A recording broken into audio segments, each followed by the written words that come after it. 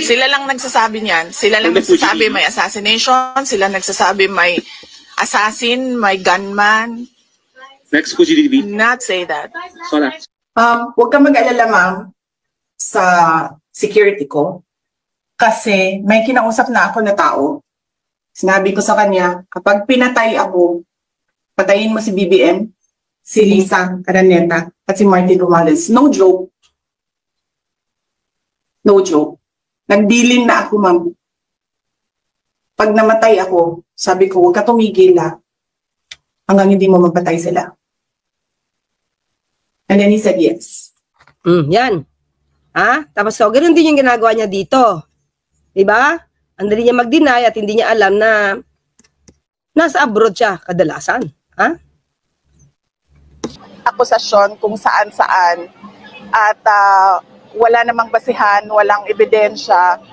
I did not make an assassination threat to the president. Sila lang nagsasabi niyan. Sila lang nagsasabi may assassination. Sila nagsasabi may assassin, may gunman. Maliwanag galing sa kanya yan, mga kaklira. Ang akusasyong walang basihan ay paninira lang. So ano to? Ano tong ginagawa ni VP Sara?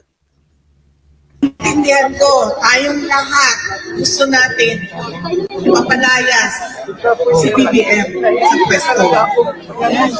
Kasi wala tayong nakikita pagbabago o pagtutuloy ng pagbabago. Hindi niyo napapansin, mga kaklir, ang ingay-ingay, parang hindi siya pinakikinggan. Ang ingay sa paligid. Kita pagbabago o pagtutuloy ng pagbabago na nasimulan ni dating Pangulong Rodrigo Duterte. Tama.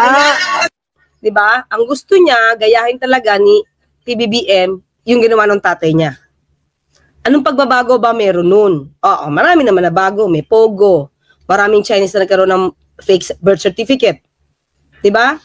Pagbabago, hindi agad nakasuhan si Pastor Kibuloy. Diba? Ang pagbabago naman ngayon na nagawa ni PBBM, nahuli si Pastor Kibuloy. Si Alice Goo, nakakulong na. Yung Pogo, tanggal na. O yun. Hindi tinuloy yung gusto nyo. So, kung bakit natin siya binoto. Yes. Pero ma'am, kahit na mapalayas natin ang adik na presidente natin. Gusto niyang palayasin, mga kaklir. Nagbibintang siya, pero wala siyang basihan.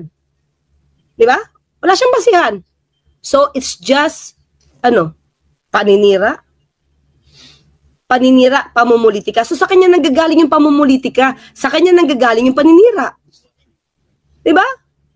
Oh.